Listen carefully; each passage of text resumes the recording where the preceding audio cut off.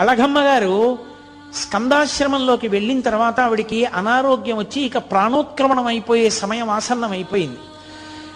ఇక మాట పోయింది. ఆవిడ్ని పడుకోబెట్టి ఇప్పటికీ ఉంటుంది ఆ గది. అళగమ్మ గారికి మోక్షం ఇచ్చిన గది అని రాసుంటుంది, మనం లోపలికి వెళ్ళి చూడొచ్చు.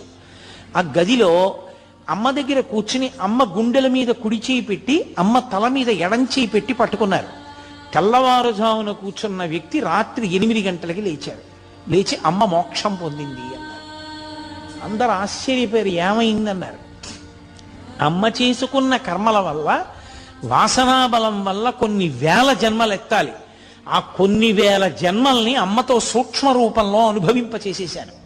సూక్ష్మ శరీరంతో అనుభవించేసింది. కర్మలన్నీ నశించిపోయాయి.